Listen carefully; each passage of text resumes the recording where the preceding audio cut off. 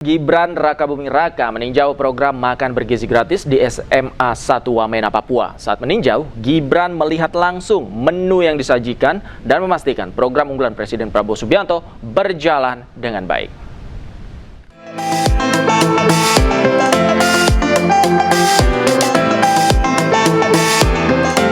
Wakil Presiden Republik Indonesia Gibran Rakabuming Raka meninjau pelaksanaan program makan bergizi gratis di SMA Negeri 1 Wamena, Kabupaten Jayawijaya, Papua Pegunungan Rabu lalu.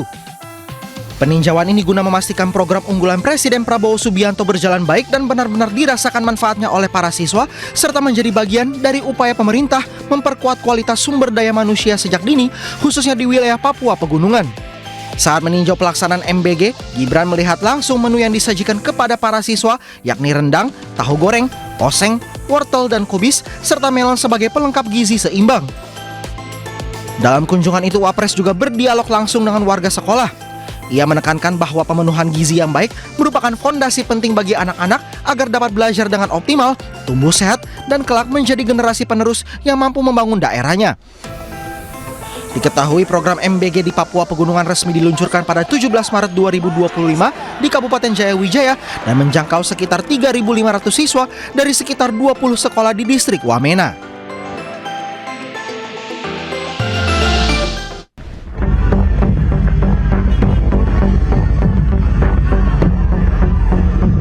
Ribuan buruh berunjuk rasa di gedung DPR dan Kementerian Ketenagakerjaan. Mereka menuntut upah minimum Provinsi Jakarta 2026 direvisi menjadi 5,89 juta rupiah yang mencerminkan 100% kebutuhan hidup layak.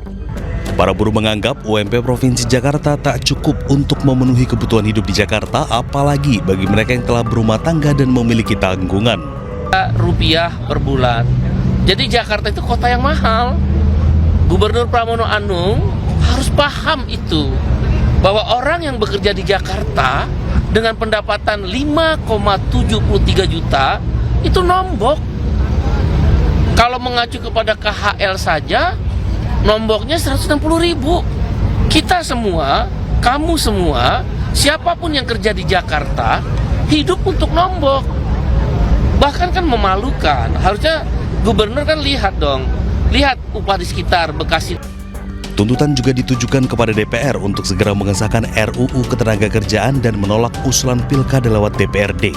Dari Jakarta, Naura Syafika, Eri Nugraha, iNews melaporkan.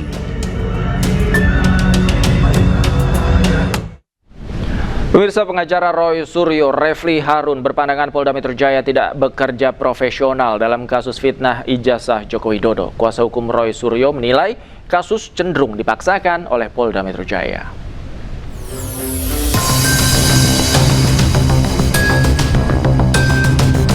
Roy Suryo CS merespon pelimpahan berkas perkara yang dilakukan oleh Polda Metro Jaya ke Kejaksaan.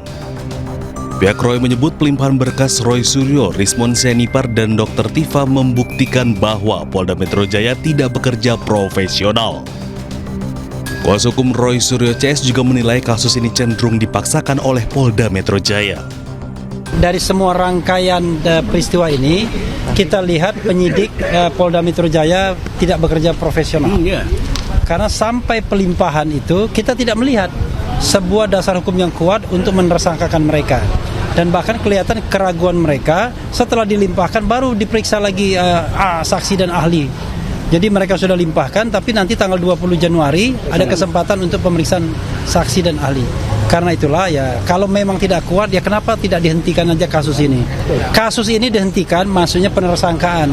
Tapi pengungkapan bahwa ijazah itu asli atau tidak, harusnya itu dibuat terang kepada masyarakat Indonesia melalui citizen lawsuit di Solo itu. Atau barangkali ada gugatan pengadilan tata usaha negara dan lain sebagainya. Melakukan upaya untuk menghadirkan. Sebelumnya, Polda Metro Jaya menyerahkan berkas Roy Suryo, Rismon Sianipar, dan Dr. Tifa ke Kejaksaan. Penyerahan itu terkait kasus tudingan ijazah palsu Joko Widodo.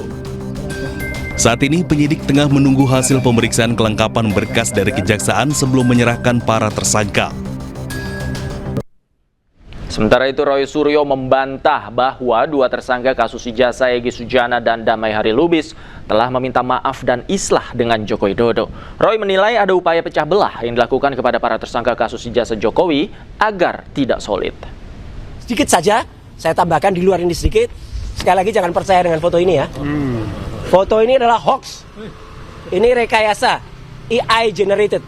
Ya, dibuat dengan menggunakan artificial intelligence.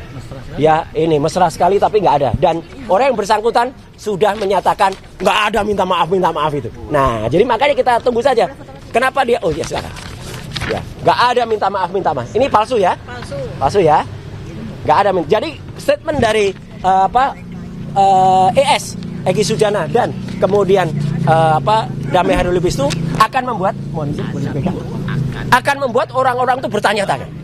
Dan sekaligus orang-orang itu akan membuat satu pemikiran di kepala, dan pemikirannya adalah budrek mereka, ya, budrek itu pusing. Jadi silakan orang-orang pusing, budrek, ya, budrek lah, bukan budrek ini pakai nih, ini bukan. Tidak ada, itu. Ya berdatang aja, makanya tanyakan ke Pak Egy Sujana dan Damai Hari Lubis. Saya ketemu Pak Damai Hari Lubis di salah satu TV kemarin sore. Saya mendengar suara langsung dari Pak Egy Sujana di TV yang lain, dalam acara live juga. Pak Egy Sujana mengatakan nggak ada maaf-maafan.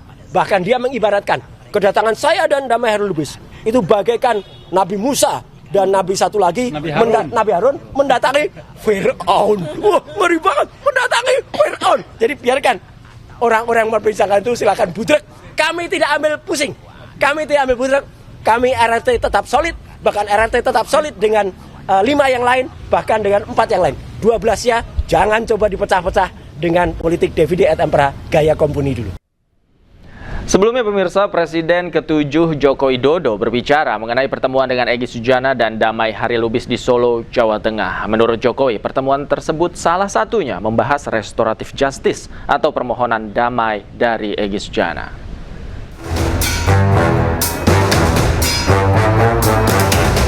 Presiden ke-7 RI Joko Widodo angkat suara terkait kedatangan tersangka ijazah Jokowi Egy Sujana dan Damai Hari Lubis ke kediamannya di Solo, Jawa Tengah.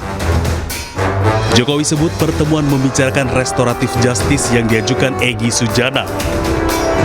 Terkait ada atau tidaknya permohonan maaf, Jokowi minta hal tersebut tidak jadi perdebatan. Ada permintaan maaf nggak, Pak, datang dari mereka? Menurut saya ada atau tidak itu tidak perlu diperdebatkan. Karena menurut saya niat baik silaturahmi itu harus saya hormati dan saya hargai. Tapi mereka juga memberikan permintaan untuk menghentikan kasus itu atau enggak? Saya kira nanti akan ditindaklanjuti oleh pengacara beliau. Sebelumnya, dua tersangka ijazah Jokowi, Egy Sujana dan Damai Lubis menemui Jokowi di Solo, Jawa Tengah. Dalam pertemuan itu, Egy Sujana disebut meminta maaf dan ajukan restoratif justice atau permohonan damai. Dari Solo, Jawa Tengah, Septiantoro, iNews melaporkan. Kita ke informasi lain pemirsa. Presiden Prabowo Subianto kumpulkan 1.200 rektor dan guru besar pimpinan perguruan tinggi negeri maupun swasta. Prabowo menekankan pentingnya mencetak sumber daya manusia yang berkualitas. Dalam pertemuan ini, Presiden menekankan pentingnya perguruan tinggi mencetak sumber daya manusia unggul yang tidak hanya cerdas, namun berintegritas dan memiliki nasionalisme yang kuat. Diketahui dalam diskusi mencakup berbagai isu strategis pendidikan tinggi. Selain itu, taklimat ini menegaskan komitmen Presiden Prabowo Subianto dalam menempatkan pendidikan tinggi dan penguatan sumber daya manusia sebagai pilar utama pembangunan nasional menuju Indonesia Emas 2045. Harapan yang besar dari bangsa, harapan besar dari Bapak Presiden, bagaimana para pimpinan perguruan tinggi, bagaimana perguruan tinggi itu bisa mengambil peran yang penting pada pembangunan di Indonesia. Tadi Bapak Presiden juga menyampaikan beberapa hal lainnya. Yang pertama adalah tentang kondisi dunia, begitu ya, kondisi geopolitik, bahwa saat ini terjadi pergeseran geopolitik yang cukup signifikan